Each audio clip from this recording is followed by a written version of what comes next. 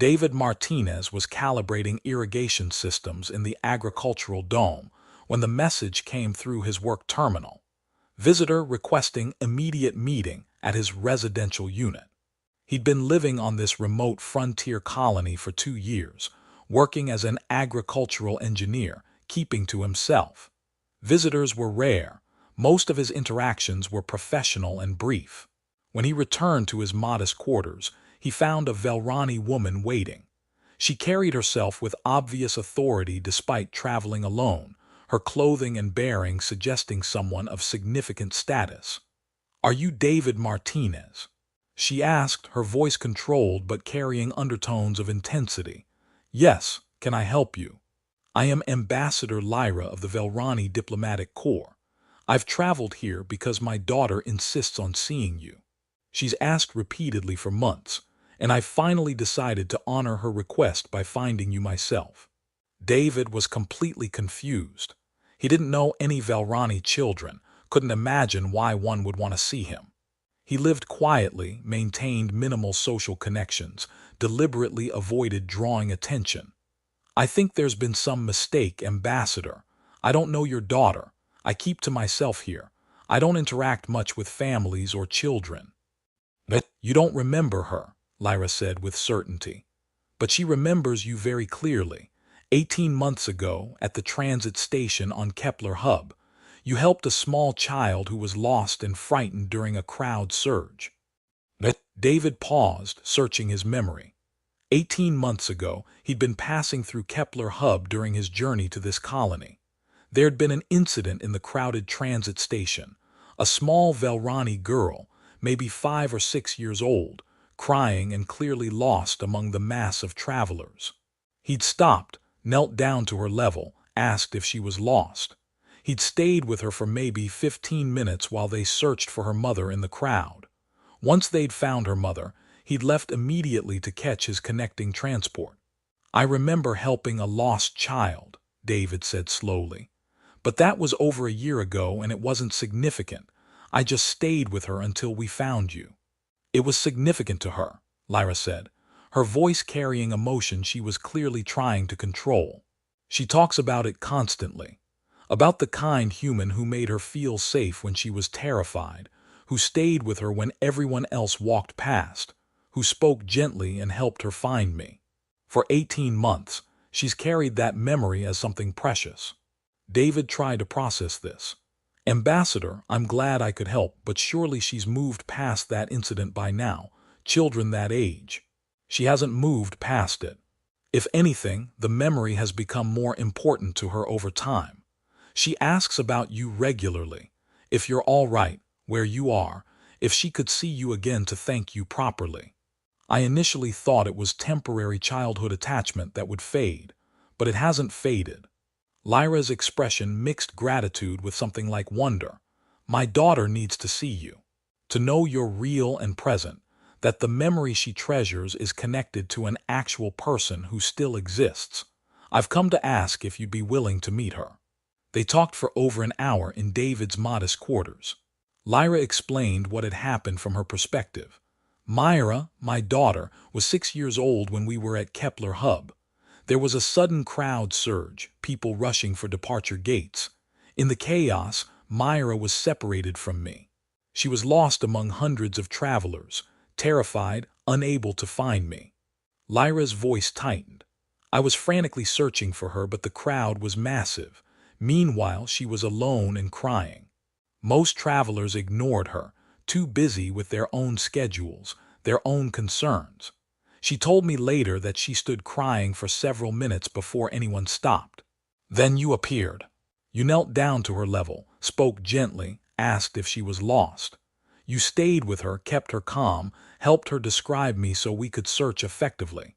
When we found each other, you made sure she was safely with me before you left. The entire interaction took perhaps 15 minutes. I barely remember the details," David admitted. "I just saw a scared kid who needed help. That's exactly why it mattered to her. You helped without knowing who she was, without expecting anything in return. Most importantly, you treated her fear as valid rather than as an inconvenience. You made her feel safe during one of the most frightening experiences of her young life. Lyra explained that Myra talked about the incident constantly. She tells the story to anyone who will listen, about the kind human who stopped when everyone else walked by, who spoke to her like her fear mattered, who stayed until she was safe. She's drawn pictures of it, included it in stories she tells about kindness and helping others. For months she's asked if we could find you, if you're all right, if she could see you again. I initially dismissed it as childhood fixation that would fade, but it hasn't faded. If anything, it's grown stronger. She clearly needs closure on this, needs to see you and thank you properly. That's why I'm here. David was moved but also uncertain. Ambassador, I'm honored that I helped her, but I'm not sure what seeing me again would accomplish. The memory she has, won't reality disappoint her? I don't think so. I think she needs to know you're real, that the kindness she experienced wasn't just a dream or story, but came from an actual person who still exists in the world.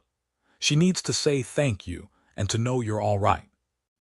You traveled to a frontier colony to find someone who helped your daughter for 15 minutes over a year ago. That's remarkable dedication. What my daughter needs matters to me, Lyra said simply, and she clearly needs this. Will you come? Will you meet her? David thought about his quiet, isolated life on this frontier world. He'd chosen this existence specifically to avoid complications and connections. But he couldn't refuse a child who apparently treasured a memory of his basic kindness. Yes, I'll come. Lyra arranged transport to a diplomatic residence on a more settled world. Not the Velrani homeworld, but a place where she worked, and where Myra was currently staying during her mother's diplomatic assignments. When they arrived, Myra was waiting. She was older now, almost 8 years old, but David could see the same child from the transit station in her features. When she saw him, her face lit up with immediate recognition and overwhelming joy. You came. Mother said she would find you, but I wasn't completely sure you'd come. Her enthusiasm was genuine and unguarded. David knelt down to her level, exactly as he'd done in the transit station, and smiled. Hi, Myra. Your mother told me you wanted to see me. I did. I've wanted to see you for so long. I wanted to thank you properly for helping me when I was lost. You were so kind and you made me feel safe. I think about it all the time. She was holding a folder of drawings. She opened it to show David multiple pictures depicting that day in the transit station. A small Velrani child and a human figure, showing the moment he'd knelt down to help her. I drew these so I wouldn't forget. Mother helped me describe what you looked like, but I remembered anyway because you were so nice to me. They spent the afternoon together. Myra showed David more of her artwork, much of it themed around kindness, helping, protection. She talked about her life, her interests, her schooling. She asked about Earth and humans with genuine curiosity and intelligence. She was comfortable with him in a way that confirmed the bond from that brief encounter was real and lasting for her. At one point, she said something that struck David deeply. When I was lost in the transit station, I thought no one cared. Everyone kept walking. I was so scared. Then you stopped and asked if I was okay. That's when I learned that people can be kind even to strangers. That being scared doesn't mean being alone. You taught me that. David felt emotion tightening his throat. I'm glad I could help you, Myra. I'm sorry you were so scared, but I'm happy I was there to help. Me too. I was worried you might have gone somewhere really far away, and I'd never get to see you again and say thank you. Your mother found me, and I'm glad she did. You're a remarkable kid. Thank you for being kind to me. It mattered more than you know. After Myra went to bed that evening, David and Lyra talked privately in a sitting area overlooking the city. I'm still processing that 15 minutes of basic human decency created such a lasting impact, David admitted. I just saw a scared child and helped her. It seemed obviously right. Lyra was quiet for a moment, choosing her words carefully. I need to explain something about Myra's life and our culture that will help you understand why your actions mattered so profoundly. That Myra has been raised in diplomatic and political circles. I'm not just any ambassador. I hold significant authority in our government, responsible for critical interspecies relations. She's been surrounded by people whose relationships are often transactional, whose kindness is calculated for advantage. David began to understand. So when I helped her without knowing who she was, you showed her genuine compassion without any agenda. You didn't know she was the daughter of a senior diplomat. You just saw a scared child and helped.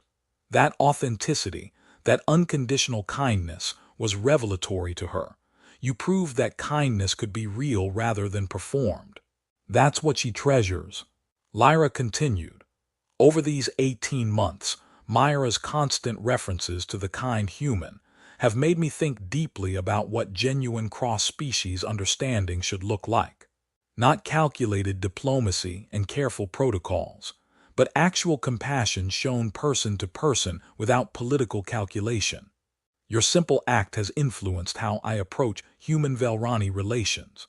I've advocated for deeper cooperation and trust building, partly based on that experience, proof that humans are capable of genuine compassion without agenda, that they'll help someone in need regardless of species or potential advantage. David was surprised. I had no idea one small act would have policy implications. You didn't intend it to. That's precisely why it mattered. The authenticity is what resonated, with Myra immediately, and with me over time. You've affected interspecies relations more than most diplomats accomplish in careers, simply by stopping to help a frightened child. They discussed David maintaining contact with Myra, not constantly, but enough that she'd know the person who'd shown her kindness remained present and real in her life. I'd be honored, David said. She's amazing. If being part of her life helps her in any way, I'm grateful for the opportunity.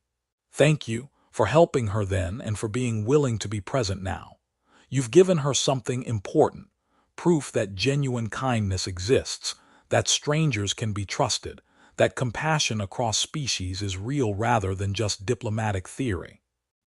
6 months later, David maintained regular contact with Myra. He visited every few months when work allowed, exchanged messages, became someone she trusted and valued as part of her life.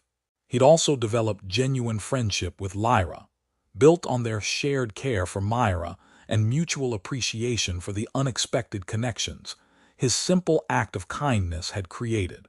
David reflected often on that 15-minute encounter at Kepler Hub. He'd thought nothing of it at the time, just helping a scared kid, doing what any decent person should do. But Myra had treasured it, had carried that memory for 18 months, had insisted on finding him, had taught her mother something about genuine human compassion that influenced diplomatic policy. One brief act, stopping to help a lost child, had created bonds across species and cultures, had influenced policy, had proven that sometimes the most important things we do are the smallest acts performed without thought of recognition. The powerful alien woman who traveled to a remote frontier colony had done so because her daughter taught her something profound, that the kind human who'd helped her deserved to be found, thanked, and kept as part of their lives. And David, who'd chosen isolation after leaving Earth, discovered that meaning and connection could find you even when you weren't looking for them. That sometimes the best parts of life come from brief moments of compassion shown to someone who needed it. He'd helped a scared child in a crowded transit station. That child had never forgotten. And 18 months later, her mother had crossed the stars to find him and say, "My daughter wants to see you, because what you did mattered more than you'll ever know." Sometimes the most profound impacts come from the moments we never think twice about. Sometimes kindness echoes louder and longer than we could imagine. David had learned that through a child who'd insisted on finding the human who'd made her feel safe when she was most frightened. And he was grateful, both for having helped her then and for being found by her now. The 15 minutes he'd spent helping a lost child had created connections that would last years, proving that genuine human compassion, offered freely without expectation, could create bonds that politics and power alone never could.